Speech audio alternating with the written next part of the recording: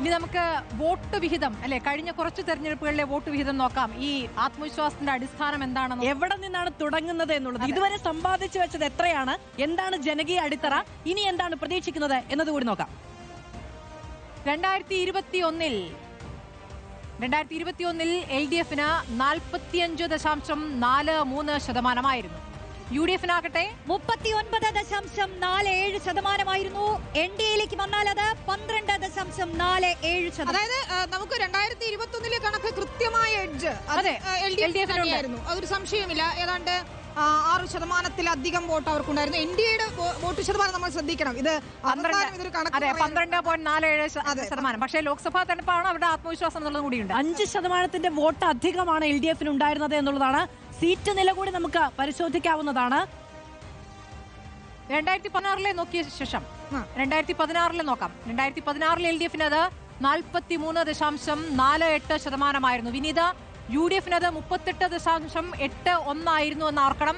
2016 38 ആവുമ്പോൾ 2021 39.47% മാത്രം. എത്ര ചെറിയ വ്യത്യാസമാണുണ്ടായിരുന്നതെന്നുള്ളതാണ്. പക്ഷേ LDF-ന് അവിടെ കൃത്യമായ എഡ്ജ്, കൂടുതൽ സീറ്റുകൾ, ചിലയിടങ്ങളിലൊക്കെ ഭൂരിപക്ഷം കുറവാണെങ്കിൽ പോലും അങ്ങനെ കൃത്യമായി സീറ്റുകൾ പിടിക്കാൻ അതൊരു ഗുണമാണ്. അവിടെ NDA-യുടെ വോട്ട് ശതമാനം നോക്കിയാൽ അവർക്കും നേരിയ കുറവാണ് ഉണ്ടായതെന്ന് കാണാൻ സാധിക്കും. 15%. 2 തരംഗങ്ങളാണ്. ഈ 2 തവണയും 2 തരംഗങ്ങളിൽ വോട്ട് ചെയ്തവരാണ്, പ്രത്യേകിച്ചും കഴിഞ്ഞ തെരഞ്ഞെടുപ്പിൽ. അതെ, പക്ഷേ 2021 തെരഞ്ഞെടുപ്പ് ഒരു പ്രത്യേക കാലമായി കണക്കാക്കണമെന്നാണ് ഞാൻ പറയുക. അത് കോവിഡ് കാലമായിരുന്നു. അപ്പോൾ ഒരു തുടർച്ചയില്ലാതെ പറ്റില്ല എന്ന് ജനം പോലും കരുതുന്ന ആ രൂപത്തിലായിരുന്നു അത് കോവിഡും പ്രളയവും ഒക്കെ ഉണ്ടാക്കിയ ആധികൾ എന്നുള്ളത്. ആ ഒരു പ്രത്യേക കാലത്തെ മുൻ ഭരണത്തിലെ നേട്ടമായി തന്നെ ഇടതുപക്ഷം കാണുകയാണ്. അതുകൊണ്ട് ആ നേട്ടം ഇനിയും ആവർത്തിക്കുമെന്നുള്ള ആത്മവിശ്വാസം. അന്ന് പക്ഷേ ഇടത് സർക്കാരിന്റെ പ്രവർത്തനം അത് എല്ലാ കാലത്തും കയ്യടി നേടേണ്ടത് തന്നെയാണ്. ഉറപ്പായിട്ടും ഒരു ക്രൈസിസ്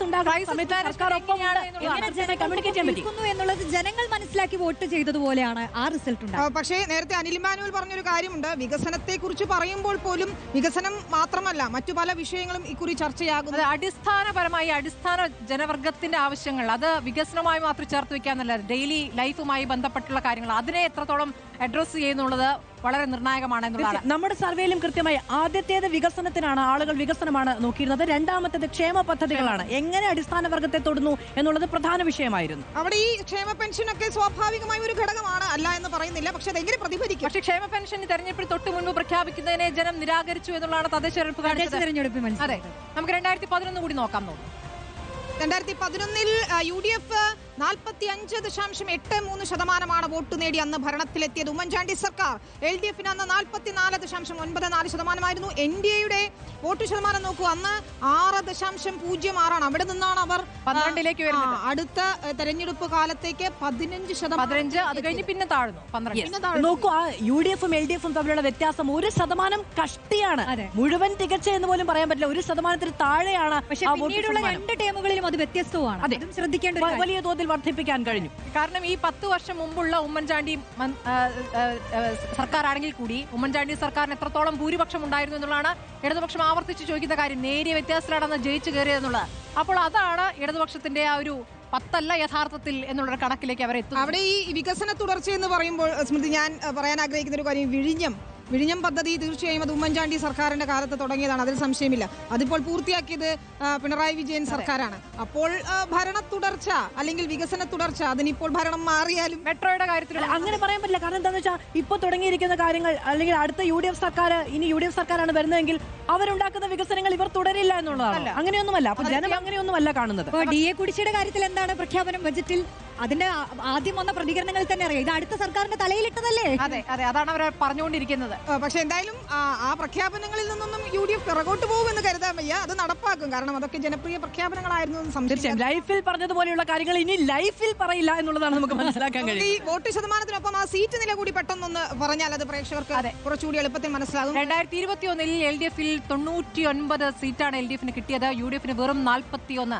ആ കണക്കാണ് ആവർത്തിച്ച് പറയാറുള്ളത്. LDF 99, UDF 41. ഏറെക്കുറെ ദാവീദും ഗോലിയാത്ത്. അതെ, ഇപ്പോ 100-110 ആണല്ലേ രണ്ട് ടീമുകളും പറയുന്നത്. 110 എന്നതിലേക്ക് ഭരണം പിടിക്കുമെന്നാണ്. 100-ലധികം എന്ന് പറയുന്നു, എത്ര എന്ന് പറയുന്നില്ല. അപ്പുറത്ത് 110. എന്തായാലും സെഞ്ചുറി അടിക്കുമോ LDF അതോ UDF ആണോ സെഞ്ചുറി അടിക്കാൻ പോകുന്നത്? നമുക്ക് നോക്കാം.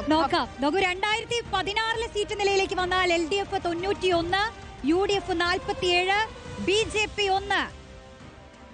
ബാക്കി അതേഴ്സ് ആണെങ്കിലും ഒന്നുണ്ട്. അപ്പൊ നമുക്കറിയാം ഇതാണ് 2016 സീറ്റ് നില അല്ലെ, BJPക്ക് ആദ്യമായി കിട്ടിയ അതെ, സീറ്റ്, ആദ്യമായി കിട്ടിയ സീറ്റ്. പിന്നീട് അത് കയ്യിൽ നിന്ന് പോവുകയും ചെയ്തു. ഇത്തവണ പക്ഷെ വിട്ടുകൊടുക്കില്ല എന്നുള്ളത്, ഇത്തവണ വിട്ടുകൊടുത്താൽ പിന്നെ ഇല്ല എന്നുള്ളതാണ് അവരുടെ തിരിച്ചറിവ്. 0-ൽ നിന്നാണ് ഞങ്ങൾ തുടങ്ങുന്നതാണ് രാജീവ് ചന്ദ്രശേഖർ ഏറ്റവും 0-ൽ നിന്നാണല്ലോ എന്നും തുടങ്ങിയിട്ടുള്ളത്.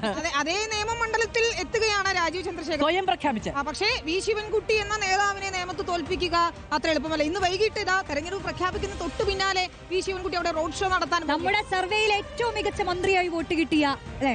അതെ, ഇന്നുകൂടി വിദ്യാഭ്യാസ വകുപ്പിൽ നിന്നുള്ള പ്രഖ്യാപനങ്ങളാണ് ഉണ്ടായിട്ടുള്ളതെന്ന് ഓർക്കണം അവസാന മണിക്കൂറിൽ. അപ്പൊ നമുക്ക് 2011 ചിത്രം കൂടി നോക്കാം. 2011 LDF 68, UDF 72. എനിക്ക് ഓർമ്മയുണ്ട്, അതായത് ഇത് എണ്ണിത്തീരുന്ന സമയത്ത് കേരളത്തിൽ രാഷ്ട്രീയാഭിമുഖ്യമുള്ള മുഴുവൻ മനുഷ്യരും ഇങ്ങനെ നൂലിഴ വ്യത്യാസത്തിൽ രണ്ട് മുന്നണികളും പോവുകയാണ്. 3-4 സീറ്റിന് കഷ്ടി ജയിക്കുകയാണ് എന്നുള്ളൊരു സാഹചര്യമാണ് UDF-നെ സംബന്ധിച്ചിടത്തോളം ഉണ്ടാകുന്നത്.